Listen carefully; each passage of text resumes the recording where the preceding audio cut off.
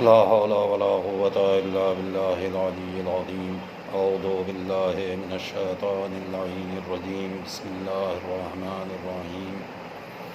الحمد لله الذي خلقنا في أمته الذي فاز رتبته إلى كعب قوسين وأكرمنا بولاية وصيه الذي ردت له الشمس مرتين وشرفنا بحب الزهراء أم السبتين الذي فصلت على نساء العالمين وجعلنا من الباكين على مصاب الحسن والحسين وتسعة من ذرية الحسين الذين من بكى على مصابهم رجحا حسناته أعمال الثقلين وهم أئمة المشرقين وهداة المغربين صلوات الله عليهم ما دامت روحهم نيرين.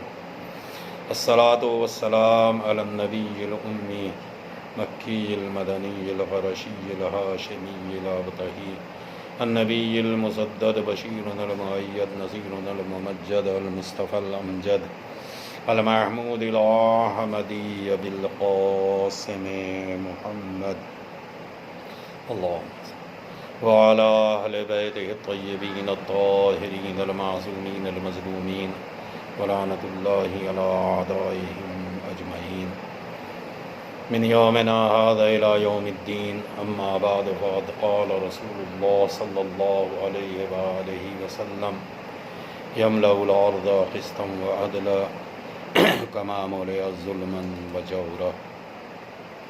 فیضان محترم وعزاداران مظلوم کربلا سید الشہداء حضرت ابا عبداللہ امام حسین علیہ السلام، پروردگار عالم بی بی زہرا کی عزت و آبرو کے صدقے میں ہماری اس کوشش کو اپنی بارگاہ ہم درجہ قبولیت عطا کرے، اور جتنے بھی عزادار سننے والے ہیں پروردگار سب کو صحت و سلامتی عطا کرے، توفیقات و درجات میں بلندی عنایت کرے۔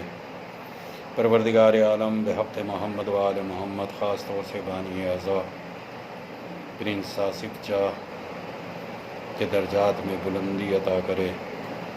پروردگار بحق محمد و آل محمد ان کے رزق میں وسعت عطا فرمائے، ان کے کاروبار میں ترقی عنایت کرے۔ اے میرے معبود بحق محمد و آل محمد، اس عزاداری کے صدقے میں انہیں اور ان کے گھر والوں کو تمام تر آفات ارضی و سماوی سے محفوظ رکھ۔ پروردگار اس عزاداری کے اجر کے عوض میں جو بھی دلی مراد ہے اس مراد کو پورا فرما دے، اور آنے والے دیگر ایام میں اس سے بہتر انداز میں عزائے حسین پر گزار کر کے بی بی کی بارگاہ میں ہدیے کی توفیق عطا کر دے۔ عزیزان محترم، میں نے کل کی مجلس میں آپ حضرات کی خدمت میں مقدمتاً کچھ معروضات عرض کیے تھے، اسی سلسلے کو آج تھوڑا سا آگے بڑھانا ہے۔ نبی کا فرمان ہے کہ ایک دن تو آئے گا کہ جس طریقے سے یہ دنیا ظلم و جور سے بھری ہوئی ہے، کوئی آ کر اسے اسی طریقے سے عدل و انصاف سے بھر دے گا۔ کوئی تو دور آئے گا کہ جب آدمی ہوں گے پریشانی نہیں ہوگی، لوگ ہوں گے مگر بے چین نہیں ہوں گے۔ ایک دور آئے گا کہ جب کوئی ظلم کا خطرہ، کسی طریقے کی پریشانی کا خطرہ انسان کے ذہن سے نکل چکا ہوگا، امن کا دور ہوگا، امن کی حکومت قائم ہوگی، جتنے بھی مستضعفین ہیں ان کو بھی سکون ہوگا، وہ بھی چین اور امن کی زندگی گزاریں گے۔ ہر آدمی اس دور کا انتظار کر رہا ہے، ہر آدمی اس کے لیے دعا مانگ رہا ہے کہ پروردگار اس دور کو جلدی سے جلدی ہمارے سامنے لا، تاکہ ہم اپنی آنکھوں سے اس دور کو دیکھیں۔ بلکہ میں نے روایتوں میں یہاں تک دیکھا ہے، میں نے کل کے مجلس میں یہ عرض کیا تھا کہ روایت میں یہاں تک موجود ہے کہ قبروں میں لیٹے ہوئے کچھ افراد اس بات کا انتظار کر رہے ہیں کہ کوئی آئے اور آ کے ایک نعرہ بلند کرے تو وہ قبروں سے اٹھ کر جائیں، اور جانے کے بعد اس کے ناصروں کے لشکر میں شمار ہو جائیں۔ ظاہر ہے کہ آج کے دور میں لوگ بے چینی کی زندگی، ناامنی کی زندگی، یہ ہر طرف سے ایک عجیب طریقے کا ٹینشن ہے، عجیب طریقے کا ڈر ہے جو لوگوں کو ذہنوں کو الجھائے ہوئے ہے، مگر کسی بھی طریقے سے سکون کا کوئی راستہ نظر نہیں آ رہا ہے، کسی بھی طریقے سے امن کا کوئی راستہ نظر نہیں آ رہا ہے۔ ہر آدمی اس انتظار میں بیٹھا ہوا ہے کہ کوئی آئے اور آنے کے بعد یہ خوشخبری ہمیں دے کہ امن والا دور شروع ہو گیا ہے، حکومت اسلامی کا آغاز ہو گیا۔ میرے عزیزو، میں نے کل ابتدائی مجلس میں ایک روایت آپ کے سامنے پیش کی تھی کہ جتنی بھی مخلوق ہے وہ عیال اللہ، الخلق و عیال اللہ، مخلوق جو ہے وہ عیال پروردگار ہے، کنبہ پروردگار ہے، لہٰذا اس کنبے کو راحت پہنچانے والا خوش نصیب ہے پروردگار عالم، اس کے لیے، اس کے گھر والوں کے لیے سرور بھیج دیتا ہے۔ لہٰذا آج بھی ایک روایت سے آغاز کرنا چاہتا ہوں، چونکہ عزاداری ہے، ایام عزا ہیں، آپ لباس عزا پہن چکے ہیں، آپ کا دل سوگوار بن چکا ہے، آپ اپنے آپے کو عزاداری کے لیے آمادہ کر چکے ہیں، لہٰذا جہاں عزاداری میں بہت ساری چیزیں آپ کو معلوم ہیں کہ عزادار کالا لباس پہن کے اظہار غم کرتے ہیں، فرش عزا بچھا کے اظہار غم ہوتا ہے، مجلس عزا برگزار کر کے اظہار غم ہوتا ہے، نوحہ اور ماتم خوانی کے ذریعے سے، نوحہ و سینہ زنی کے ذریعے سے اظہار غم ہوتا ہے، جلوس کے ذریعے سے اظہار غم ہوتا ہے، ان مجالسوں کے ذریعے سے اظہار غم ہوتا ہے۔ وہیں کے اوپر ایک روایت اور میری نگاہوں کے سامنے سے گزری کہ جس میں امام نے ارشاد فرمایا، اور عجیب طریقے کا ارشاد ہے، آپ بھی توجہ کریں گے، کتاب مختلمت کی العیون، اس کے اندر یہ روایت ہمارے اور آپ کے چھٹے امام جعفر صادق علیہ الصلاۃ والسلام سے ہے کہ یہ بھی علامت غم میں سے ایک علامت ہے کہ من علقا علمن اسودن فی باب دارہ، جو بھی کوئی اپنے گھر کے اوپر، اپنے مین ڈور کے اوپر، مین دروازے کے اوپر کیا لگائے؟ علمن اسودا، کالا علم لگا دے، تو کیا ہوگا؟ او سطح بیت ہی، یا اپنے گھر کے اوپر، اپنی چھت کے اوپر جائے اور جانے کے بعد ایک کالا علم نصب کر دے، کس لیے؟ فی ایام عزائے جدی صلوات اللہ علیہ، میرے جد امام حسین علیہ الصلاۃ والسلام کا عزادار بنتے ہوئے، ان کی عزا کے لیے کوئی جائے اپنے دروازے کے اوپر یا اپنی چھت کے اوپر کالا علم نصب کر دے تو کیا ہوگا؟ دعت لہو امنا فاطمہ صلوات اللہ علیہا، تو اس کے لیے دعا کرتی ہیں ہماری دادی جناب فاطمہ زہرا سلام اللہ علیہ۔ کیا دعا کرتی ہیں اس کے لیے؟ صباحاً و مساء،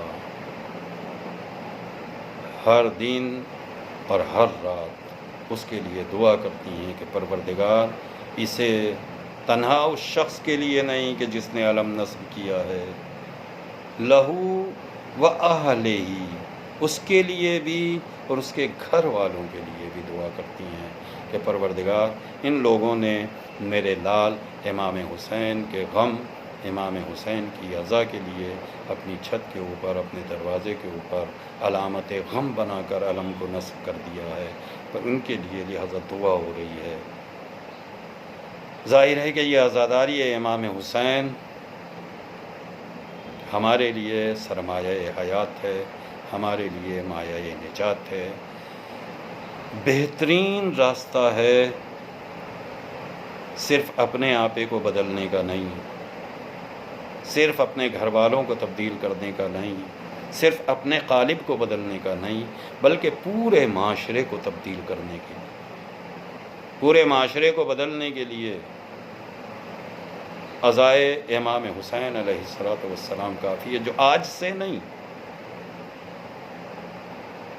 بلکہ ایک عرصہ دراز سے عزاداری امام حسین لوگوں کے اندر انقلاب کو اجاگر کرتی چلی جا رہی ہے۔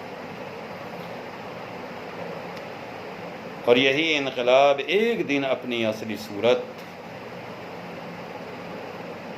میں ہمارے سامنے یقیناً آئے گا، مگر اس کے لیے ضروری ہے کہ ہم تنہا ظاہری عزاداری نہ کریں، صرف ظاہری عزادار نہ بنیں، بلکہ حقیقی معنی میں عزادار بنیں اور حقیقت میں عزائے امام حسین علیہ السلام پر گزاریں۔ لہذا عزاداروں توجہ کریں گے، یہ عزاداری کوئی معمولی شے نہیں ہے، کوئی معمولی بات نہیں ہے۔ لہذا عزا کی روح عزا اختیار کرنے کی ضرورت ہے، اور جیسے ہی انسان روح عزا کو سمجھے گا فوراً اس کے اندر ایک انقلاب پیدا ہو جائے گا، اور تنہا بدن کے اندر انقلاب نہیں آئے گا بلکہ پورے معاشرے کے اندر ایک انقلاب پیدا ہو جائے گا۔ اور ظاہر ہے کہ میں نے جس روایت کو عنوان بنا رکھا ہے اس کے اعتبار سے اگر دیکھا جائے تو یہ تبدیلی آنا ضروری ہے۔ ہم اسی طریقے سے کہ جیسے تنہا اپنے آپ کو ظاہری عزادار نہیں بنا سکتے، اسی طریقے سے ظاہراً امام زمانہ علیہ السلام کے لیے یا انہیں پکارنا کافی نہیں ہے، بلکہ اپنے اندر سے، اپنی روح کی گہرائیوں سے امام کو آواز دے۔ حالانکہ بہت سارے اعتراضات ہیں جو امام زمانہ علیہ السلام کے بارے میں ہمارے معاشرے کے اندر، ہمارے دور کے اندر ہمارے سامنے آتے رہتے ہیں، اور ہم نے ہمیشہ ان سوالوں کا جواب دیا ہے اور ہمیشہ دیتے رہیں گے۔ کیسے ممکن ہے کہ اتنا عرصہ گزر جانے کے بعد امام زندہ ہوں؟ کیسے ممکن ہے کہ امام کو اتنی طولانی عمر عطا کر دی گئی ہو؟ کیسے ممکن ہے کہ امام آج تک زندہ ہیں؟ ظاہر ہے کہ یہ ہمارا آپ کا ہاتھ میں نہیں ہے، یہ ہمارے یا آپ کا کام نہیں ہے، یہ تو الہی امر ہے، یہ تو پروردگار عالم کی اپنا اختیار ہے، وہ جسے چاہے جب تک چاہے زندہ رکھ سکتا ہے، جسے چاہے جتنی چاہے عمر عطا کر سکتا ہے۔ ظاہر ہے کہ تنہا امام زمانہ علیہ السلام کی عمر طولانی نہیں ہے، بلکہ اس کے علاوہ بھی بہت سارے دیگر انبیاء کے بارے میں روایات مشہور ہیں کہ وہ آج بھی ہیں، آج بھی زندہ ہیں، مگر چونکہ اگر پروردگار عالم کے اندر یہ قدرت پائی جاتی ہے کہ وہ چیزوں کی حقیقت کو تبدیل کر سکتا ہے، چیزوں کی فطرتوں کو تبدیل کر سکتا ہے، تو ظاہر ہے کہ ہمارے ذہن میں آنے والی جو ایک فطری طور کے اوپر یہ آواز ہے کہ امام کو اتنی طولانی عمر پروردگار نے کیسے دے رکھی ہے، تو اس کا جواب اتنا ہی ہے کہ جب ہر چیز کی فطرت بدلنے کے لیے پروردگار کا اختیار موجود ہے تو ظاہر ہے کسی کو طولانی عمر عطا کرنے کے لیے بھی پروردگار کا اختیار موجود ہے۔ پروردگار عالم حقیقتوں کو تبدیل کر سکتا ہے، پروردگار عالم فطرتوں کو بدل سکتا ہے، اور ظاہر ہے کہ بہت ساری مثالیں ہمارے تاریخ کے اندر موجود ہیں، ہماری نگاہوں کے سامنے موجود ہیں کہ پروردگار عالم نے جناب ابراہیم کے لیے ایک فطرت تبدیل کی۔ آگ کا کام ہے جلا دینا، آگ کا کام ہے کسی کو بھی جلا کے راکھ بنا دینا، مگر اسی آگ کے اندر جب اللہ کا نبی جناب ابراہیم گئے تو ظاہر ہے کہ آگ میں گئے ہیں تو آگ میں جل جانا چاہیے تھا، آگ میں جل کے راکھ ہو جانا چاہیے تھا، مگر جناب ابراہیم آگ میں گئے بھی ضرور اور جلے بھی نہیں۔ ہم ایک ہی بات کہہ سکتا ہوں، یا ابراہیم نے آگ کی تاثیر کو تبدیل کر دیا ہے یا پروردگار عالم نے آگ کی فطرت کو جناب ابراہیم کے لیے تبدیل کر دیا۔ ظاہر ہے کہ ابراہیم اللہ کے برگزیدہ بندے ہیں اور پروردگار اپنے نبی کے اوپر مہربان ہے۔ اگر جناب ابراہیم کے لیے پروردگار آگ کی فطرت کو تبدیل کر رہا ہے، جناب موسیٰ پانی کا کام ہے بہا لے جانا، پانی کا کام ہے کہ اپنے اندر کسی کو سمو لے، مگر جناب موسیٰ کے لیے پروردگار عالم نے اس فطرت کو تبدیل کیا۔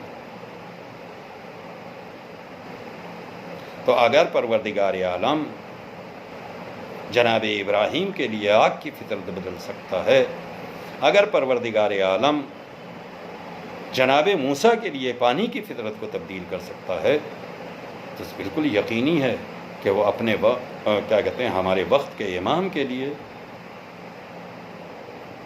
ایک طولانی عمر عطا کر سکتا ہے۔ یا میں بالکل آج کے دور کی مثال،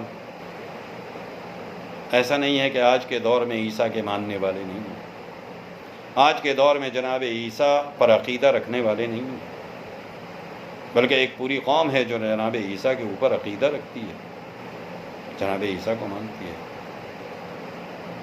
ہم جناب عیسیٰ کی نبوت کے قائل ہیں۔ جناب عیسیٰ کو لوگوں نے سولی کے اوپر چڑھا دیا۔ ظاہر ہے کہ اگر کسی بھی انسان کو سولی کے اوپر چڑھایا جائے اور اسے پھانسی دی جائے تو ایک نارمل سی بات ہے، مگر اختیار پروردگار الگ ہے، پروردگار عالم کا اختیار الگ ہے۔ پروردگار عالم نے جب جناب عیسیٰ کو سولی پہ چڑھایا گیا تو عیسیٰ کو بچا لیا، عیسیٰ کی شبیہ کو سولی دے دی۔ پوری دنیا اسلام کا عقیدہ ہے کہ عیسیٰ آج بھی زندہ ہے، عیسیٰ آج بھی چرخ چاہرب کے اوپر موجود ہے۔ تو میں ایک جملہ کہہ سکتا ہوں کہ اگر پروردگار عالم کا یہ اختیار ہے کہ وہ عیسیٰ کی جگہ عیسیٰ کی شبیہ رکھ دے، ظاہر ہے کہ اور بلکہ جناب عیسیٰ کے بارے میں مسلمانوں کا عقیدہ یہاں تک ہے کہ جناب عیسیٰ چرخ چاہرم کے اوپر موجود ہیں، اور جناب عیسیٰ اس وقت نازل ہوں گے جب امام ظہور فرمائیں گے، اور جب امام کا ظہور ہوگا تو جناب عیسیٰ بھی نازل ہوں گے اور آئیں گے۔ آنے کے بعد جناب عیسیٰ ہمارے وقت کے امام کے پیچھے نماز ادا کریں گے۔ اس کا مطلب یہ ہے کہ جناب عیسیٰ کیا ہیں؟ ابھی زندہ ہیں، اس وقت موجود ہیں۔ ابھی جب ہم یہ گفتگو کر رہے ہیں جناب عیسیٰ اس وقت زندہ ہیں، اور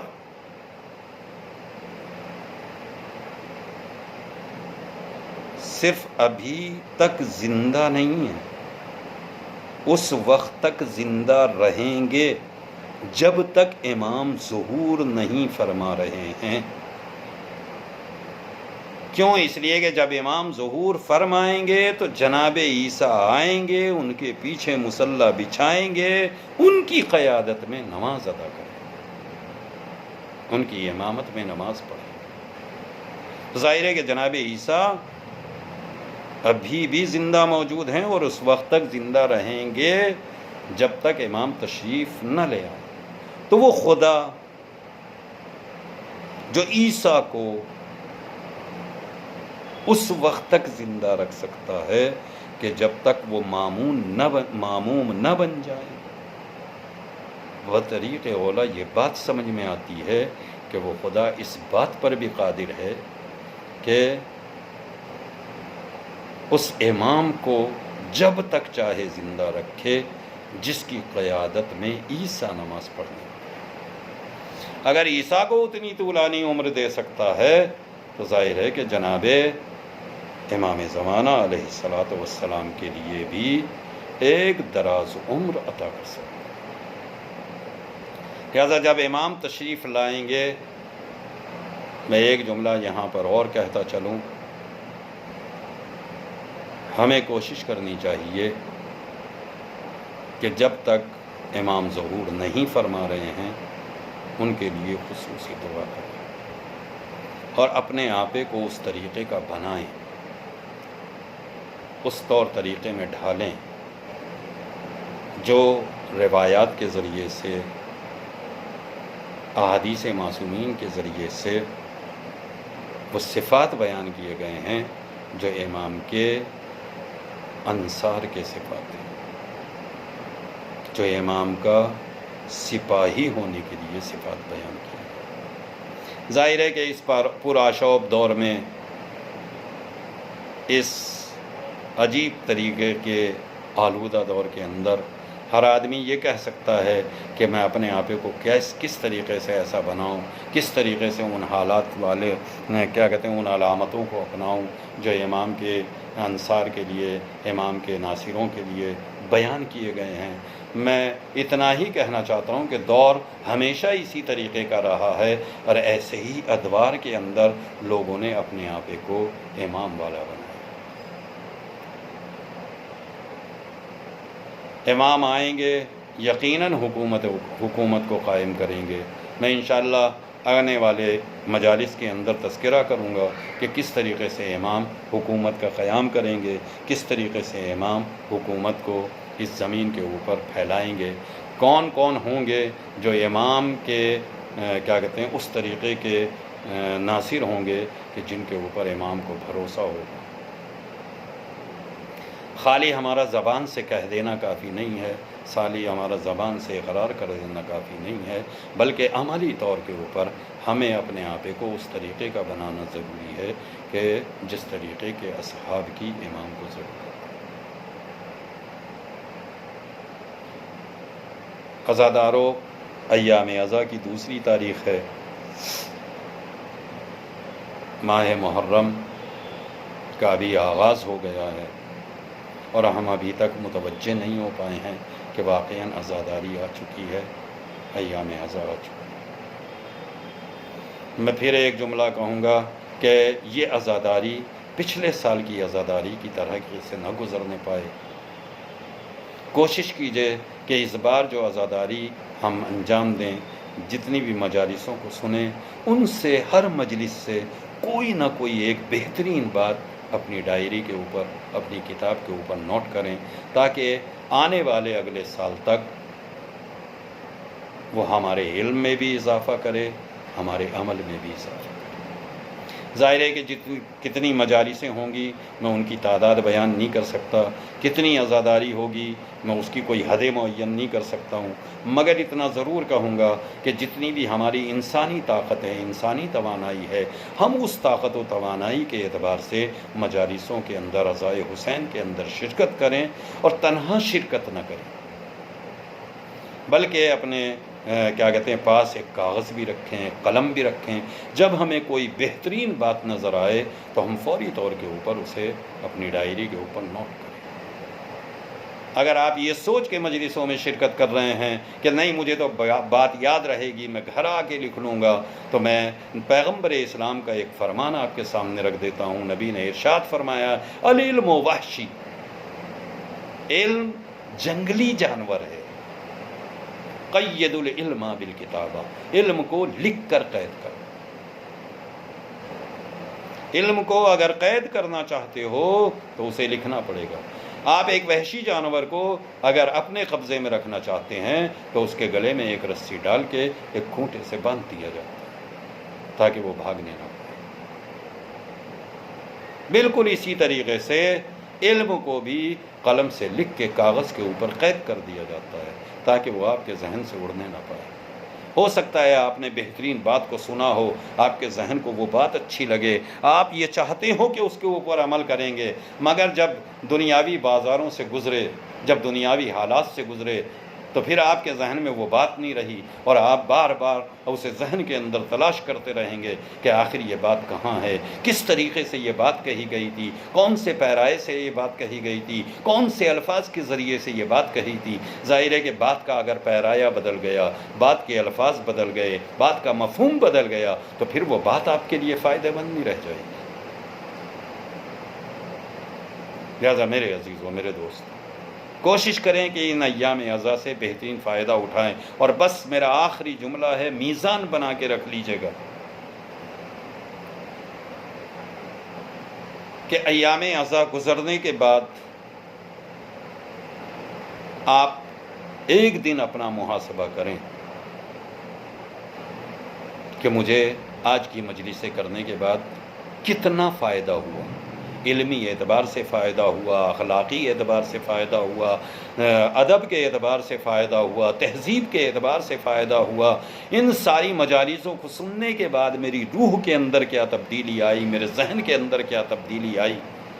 اگر یہ تبدیلیاں ذہنی طور سے، اخلاقی طور سے، ادبی طور سے، تہذیبی طور سے، علمی طور سے آپ کے اندر واقع ہو رہی ہیں تو یقیناً آپ کی عزا قبول ہو۔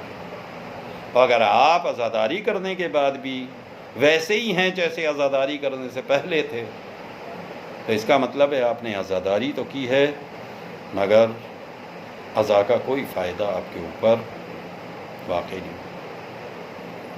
بس میرے عزیزو، آج ماہ محرم کی دوسری تاریخ ہے۔ فاطمہ کا لال تقریباً وارد کربلا ہو۔ ہر امام نے لباس عزا پہنا ہے، ہر امام نے عزاداری کی ہے، ہر امام نے سوگ منایا ہے، ہر امام ایام عزا میں مغموم نظر آیا ہے۔ ماہ محرم کا چاند دیکھتے ہی ہر امام کے چہرے کے اوپر غم کے آثار طاری ہو جاتے تھے۔ میں نے روایتوں کے اندر دیکھا ہے، امام علی رضا علیہ السلام کا فرمان ہے، امام نے ارشاد فرمایا، اذا کان ابی دخل شہر المحرم، جب میرے بابا کے اوپر محرم کا مہینہ داخل ہوتا تھا، لا یرا ضاحکن، تو کسی نے بھی امام کو اس کے بعد مسکراتے ہوئے نہیں دیکھا۔ امام کے چہرے کے اوپر مسکراہٹ نہیں آتی تھی، امام کے لبوں کے اوپر ہنسی نہیں آتی تھی، کس کے امام موسی کاظم مغموم ہو جایا کرتے تھے۔ ہر امام کے بارے میں اسی طریقے کی روایتیں موجود ہیں، بلکہ خود امام علی رضا علیہ السلام ماہ محرم کا چاند آتے ہی اپنے آپے کو مغموم بنا لیا کرتے تھے، آپ کی آنکھوں سے اشک جاری ہو جایا کرتے تھے۔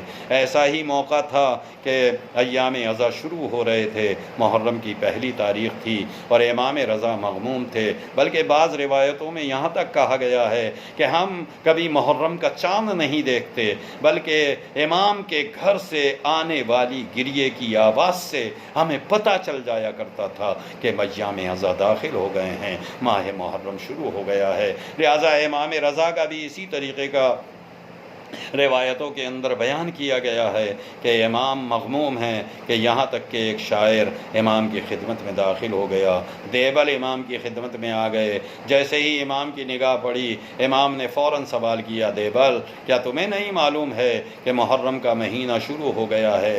دیبل نے آواز دی، مولا میں آپ کے جد کا مرثیہ پڑھنے کے لیے ہی، آپ کے جد کا مرثیہ آپ کو سنانے کے لیے آپ کی خدمت میں آیا ہوں۔ امام نے کہا، دیبل ٹھہر جاؤ۔ دیبل رک گئے۔ عزیز و امام نے اصحاب کو حکم دیا کہ قناتیں لگا دی جائیں۔ عزیز و قناتیں لگا دی گئیں۔ حکم دیا گیا کہ جتنے بھی اصحاب ہیں وہ قنات کے آگے بیٹھ جائیں، بیویوں کو حکم دیا گیا کہ وہ قنات کے پیچھے بیٹھ جائیں۔ عزیزو، سارے اصحاب سامنے ہیں، قنات پردے کے پیچھے ساری بیویاں بیٹھی ہوئی ہیں۔ امام نے حکم دیا، دیبل ممبر پہ تشریف لے جاؤ، میرے جد کا مرثیہ پڑھو۔ عزیز و دیبل ممبر پہ تشریف لے گئے۔ جانے کے بعد ایک مرتبہ امام کا مرثیہ پڑھنا شروع کیا، یا فاطمہ کونی ابنت الخیر فندوی، اے فاطمہ کہاں ہو، اے لخت جگر رسول کہاں ہو، آؤ آؤ دیکھو آسمان کے ستارے ٹوٹ ٹوٹ کر زمین پر گر رہے ہیں۔ عزیز و امام دیبل مرثیہ پڑھ رہا ہے، امام مرثیہ سن رہے ہیں، یہاں تک کہ دیبل مصائب پڑھتے چلے جاتے ہیں۔ میرا 8واں امام گریہ کر رہا ہے، میرے 8ویں امام کی آنکھوں سے اشک رواں ہیں کہ ایک مرتبہ سنتے سنتے دیبل کا مرثیہ تمام ہو گیا۔ دیبل کی جیسے ہی آواز رکی، امام فوراً متوجہ ہوئے، دیبل کیا ہوا؟ دیبل نے کہا، مولا بس اتنا ہی لکھا تھا، میرا مرثیہ تمام ہو گیا۔ امام نے کہا، دیبل اس میں ایک شعر کا اضافہ کر لو۔ دیبل نے کہا، مولا ارشاد فرمائیے کیا شعر ہے؟ امام نے شعر ارشاد فرمایا، اس کا مطلب یہ تھا، اے دیبل کوئی ان سب سے دور یکا و تنہا عرض توس کے اوپر سویا ہوا ہے۔ امام نے کہا، مولا میری جان قربان ہو جائے، آپ کے در کا پرانا غلام ہوں، میں نہیں جانتا کہ عرض توس پر سونے والا کون ہے۔ امام نے اپنی طرف اشارہ فرمایا، کوئی اور نہیں، تیرا 8واں امام عرض توس کے اوپر یکا و تنہا ہوگا، مگر غضب یہ ہو گیا کہ دیوبل نے اس شعر کو زور سے پڑھا۔ امام کی بہن نے اپنے بھائی کی خبر شہادت سنی۔ عزیزو، ایک مرتبہ قنات کا پردہ ہٹا، ایک کنیز نے آواز دی، دیوبل ٹھہر جا، امام کی بہن کے اوپر غش طاری ہو گیا ہے۔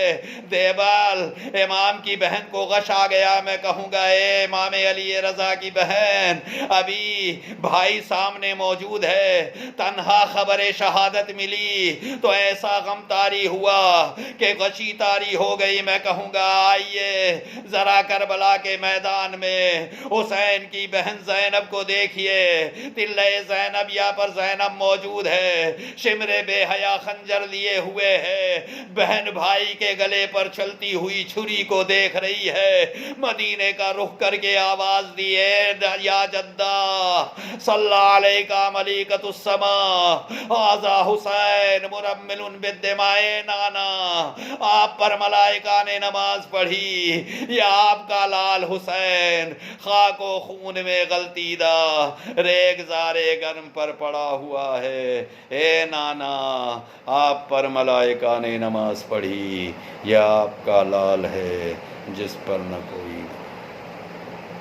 سيعلم الذين ظلموا أي منقلب ينقلبون ولعنة الله على أعدائهم أجمعين إنا لله وإنا إليه راجعون۔